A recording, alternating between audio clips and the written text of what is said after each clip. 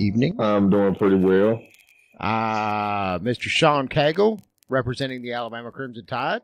How are you doing? Shit, man, I'm living a dream. Mr. Sean Devine, representative of the Notre Dame Fighting Irish. Sean. Hey, good evening, everybody. What's up, man? Right. And last but certainly not least, Mr. David Shane Hunter, our Clemson smacker. How are you doing, David? I'm doing great. Go Tigers. Yeah, the Tigers are still going. Alabama Crimson Tide's still going. Curtis, let's start with you. Oh my God! I think you got a few things to talk about because you've definitely been loud online today, and I want to hear your take on what happened last Saturday at Auburn. Oh man, we just got creamed. We got creamed. I mean, the offensive line was not holding up. Special teams, they looked terrible, man. Penalties killed us. Defense was slacking. It was like we never even got off the bus, man. What do you think? I mean, and again, is this a glass half empty, glass half full kind of thing? Do you think that Georgia actually went in and underestimated Auburn's ability to execute on both sides of the ball? Or I don't know, you think that maybe Georgia was possibly a little bit overrated this season? I don't know. They certainly didn't look overrated going into this game. No, I don't think they were overrated. I just honestly believe that we did overlook the team. We may have looked at last season and thinking how we dominated them in the second half of that last game and thought it was going to be a pushover game. And Auburn came to play. They Absolutely was not taking any prisoners on that game. They pretty much did a Georgia on us. Yeah, that was. I certainly didn't expect what I saw. There's just. I mean, my jaw was dropped. And again, I'm an Alabama fan, so I was kind of watching to see, hoping that Auburn would lose that game, so we could go ahead. That would have won the West for you guys. Yeah, we would have locked it down there. Of course, with a win against Mississippi State, which we were able to eke out, and we'll get to here in just a minute. But yeah, that was definitely the biggest shock I think of the whole entire season, as hyped up how you think I feel. Was. Oh yeah, I know how you felt. You told us all about it. Man, I feel bad. I mean, I really feel bad. I told you I was like I wanted to kick puppies, kittens, everything. Man, I was pissed. I was really pissed. Well, speaking of being pissed off, let's go to Mr. Sean Devine next, and his Notre Dame Fighting Irish, who lost every bit of the fight. Yeah, there was no fight. It's all about the U now. Isn't that odd that here we are, we're talking about Georgia again, or at least Georgia's former coach, the one they kicked to the curb to chase after Kirby Smart. Mm-hmm. And now, yeah, how the tide has changed, so to speak. Well, yeah, it's another embarrassing loss on South Beach. An elite defense had their way with us. So there's not much more you can say about it. No, I guess there's not. Of course, we're going to say some more about it. I for one, I was completely shocked. I was too. And again, I thought it was one of those games that could possibly go either way. But yeah, I mean, again, just like in the Georgia loss, it was rather unexpected how dominant Miami was in that game. I had Notre Dame winning by 17 before the game. This, this is what we talked about earlier in the season going into the Georgia game was, can Brian Kelly survive another embarrassing beatdown loss on a national stage? And now you're looking at, Navy's no pushover, and then the final game at Stanford, a bowl game. The jury's still out. We could finish 8-5, or we could finish 11-2. Who knows?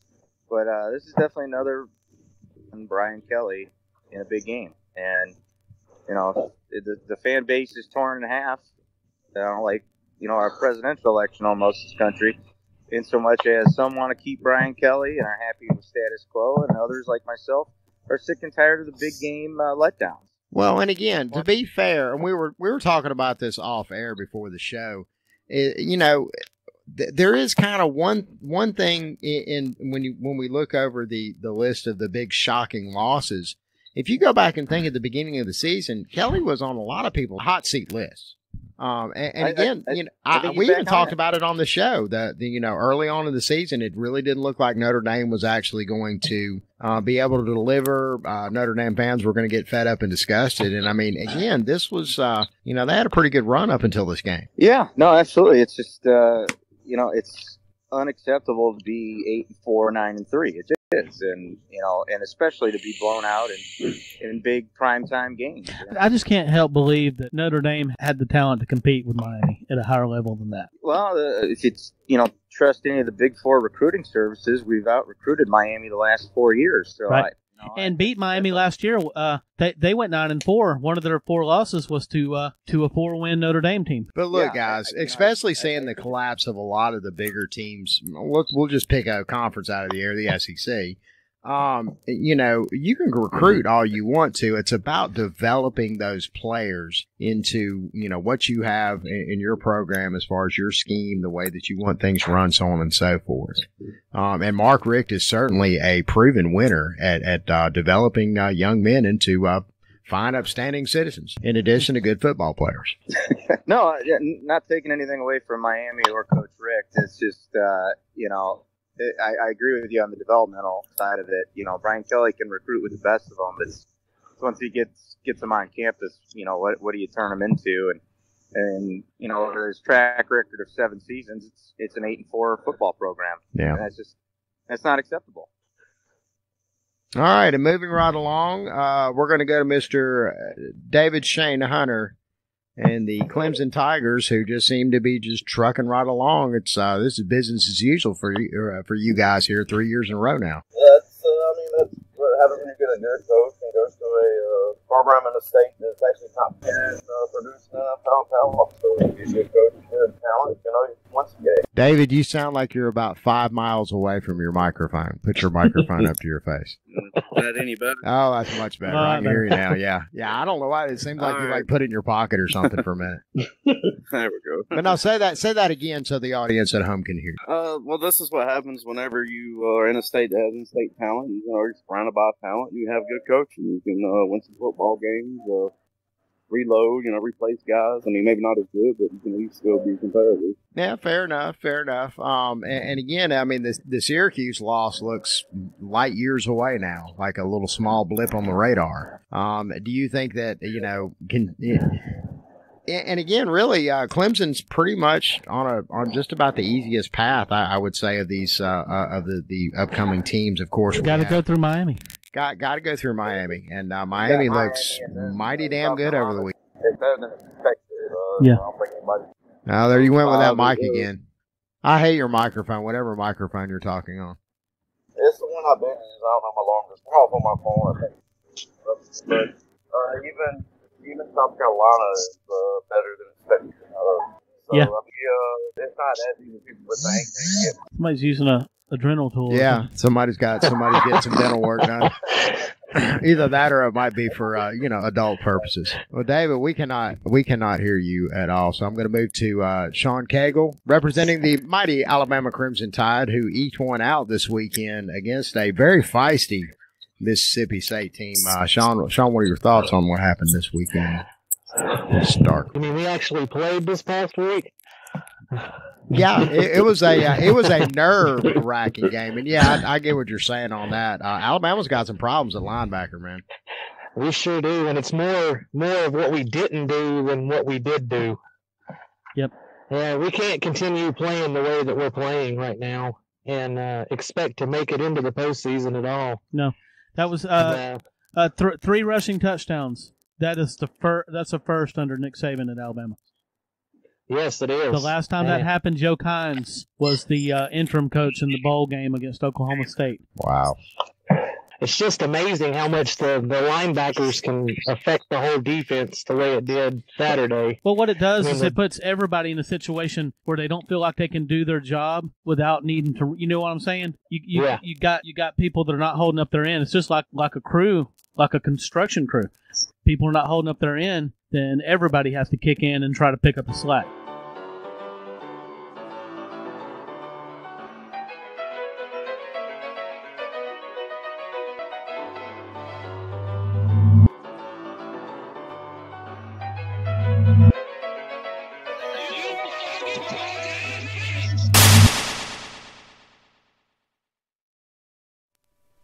Smacking Off invites you to join us on the podcast. If you have an opinion on an upcoming game, some commentary on your conference, or want to roll with one of your fellow smackers on air, hit us up.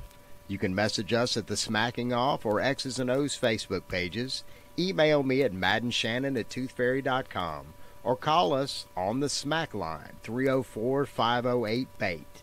And as always, fuck your team. Yeah, that's exactly right. We better pick it up, though. That's all I know. Yeah.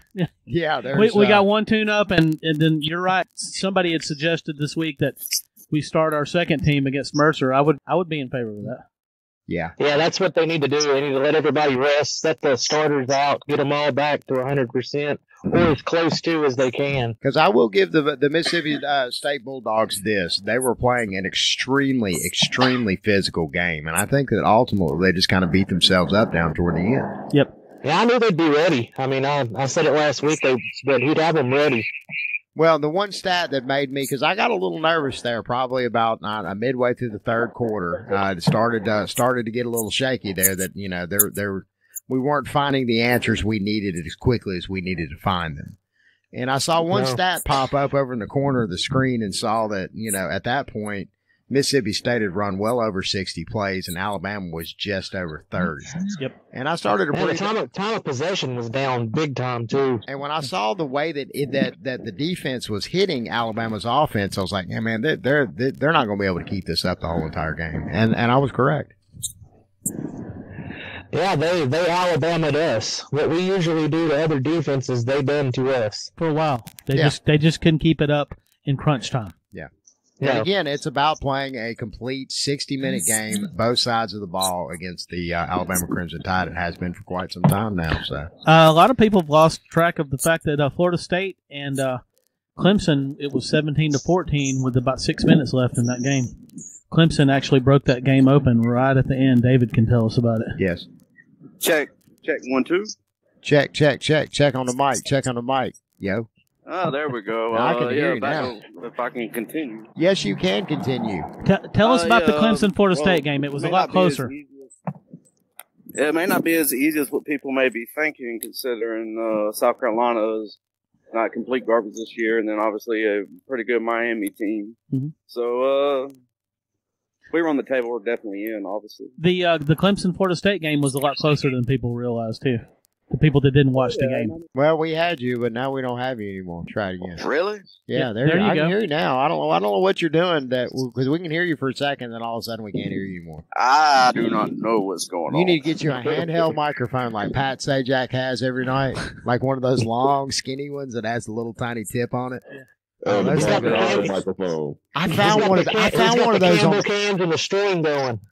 I found one of those microphones, the ones I'm talking about, the really, really long ones, like a magic wand, and it's got the little tiny little thing on the end. You can watch the old 70s game shows, and they'd have those on there. I found one time. That's the Bob Barker microphone. I'm gonna get one of those. I'm gonna get one of those for the show now. When we start doing this for video, that's what kind of microphone I'm gonna be using. Y'all be prepared for that. All right, Curtis, what's next for Georgia? For one thing, I don't think that we're in the top 4. I'm seeing like maybe 5 and 6. We absolutely have to win out. If we do not win out, there is no chance of making it to the playoffs. Got a very feisty Kentucky team, and of course Georgia Tech coming up, which Georgia should be able to handle those games quite easily. Right, but I'm not expecting Kentucky to just go into it and just lay down. So out of the teams out of the East, those two, South Carolina and Kentucky, besides us, were the ones that actually stood up and actually looked halfway decent. So, I expect Kentucky to give us a fight. Tech, it's always a battle between them little sweat beads. I can't stand them. But, I expected it to be tough. But we could probably pull those 2 games out. I'm pretty sure we could. I absolutely. Now, and again, Kentucky's playing at a slightly higher level than Kentucky is usually playing at. Right. Do any of y'all see Stoops staying at Kentucky too much longer? That he's found some sort of small modicum of success there with a just completely shitty Kentucky program. I see the season actually saving his job. Well, I mean, I'm certainly I don't think Kentucky wants to let him go. I'm just saying, what? do you see other teams saying, well, hey, we've got better facilities here, we've got better recruiting possibilities. Why don't you come here? Because 8 wins or 9 wins is certainly a lot better than the garbage we've been doing. Tennessee would probably. Florida, I'm looking directly at you. If I were Tennessee, I'd look that way. Yeah, absolutely. Yeah, I think Florida wants Mine. Chip Kelly, though. Say that I can again. see Tennessee going for him. Yeah, but anything is halfway deep. I guarantee you right now that Tennessee is still kicking themselves over firing Lane Kiffin. They didn't.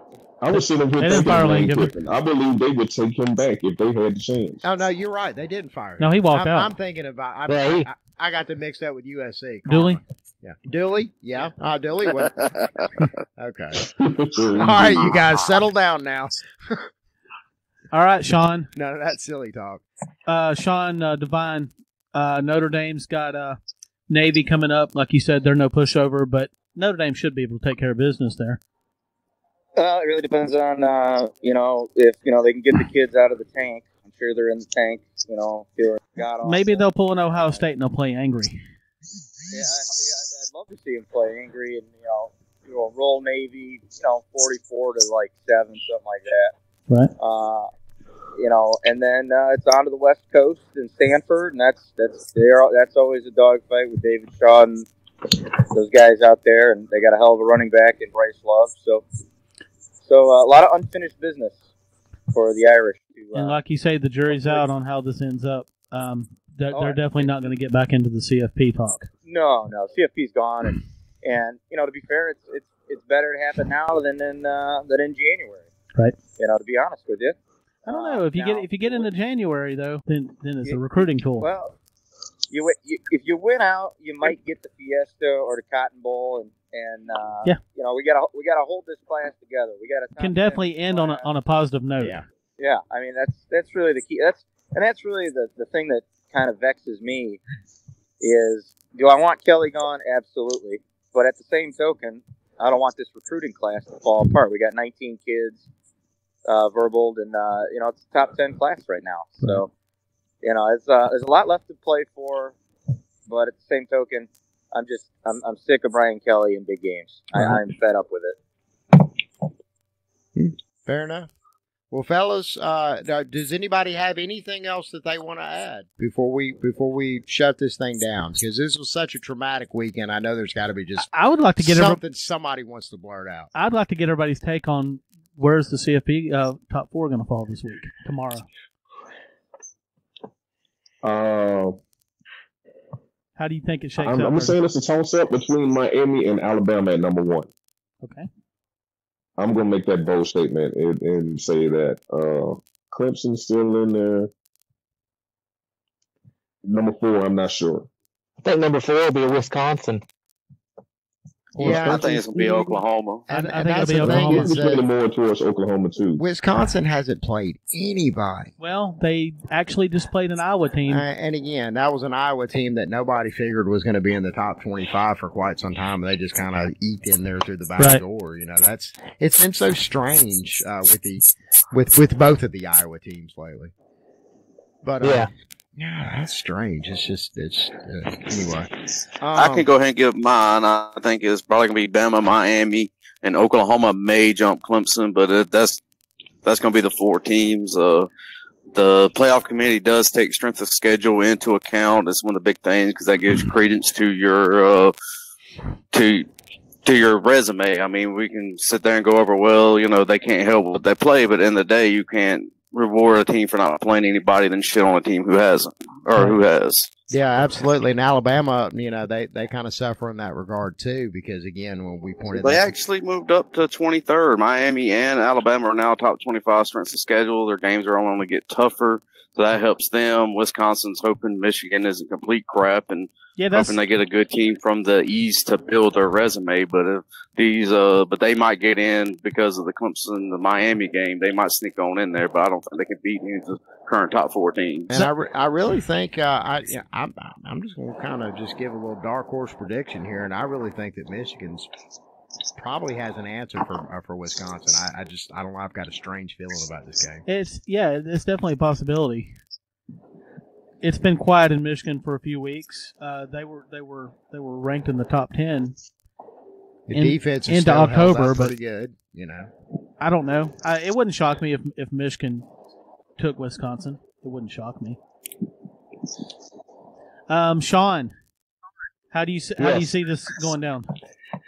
I'm gonna say Bama at 1, Miami at 2.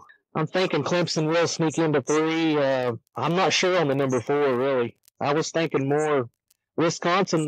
The committee's left Oklahoma out the past 2 weeks out of the top 4. Yeah, they've had them at 5, sitting right there close. But I don't know which way they'll lean on that. I don't see Miami jumping all the way over and going to number 1. I don't either. Yeah, that but would be. I do think they'll be number 2. Though. Yeah, they will be number 2. Yep.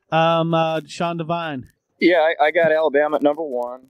I got Miami at number 2, Clemson at number 3, Oklahoma at 4, and then Wisconsin just sitting outside of it at 5. Yeah, and again, you could flip flop Oklahoma or Wisconsin either way at this point in the season. I mean, it's really I think that more of the season is going to have to play out. Of course, for all of these teams, if you want to get down to it. Hell, we could have this conversation in 3 weeks and be talking about Auburn. I was going to say, you guys don't want to hear that. That's true. Fans don't, but Auburn looks pretty damn good. Sorry.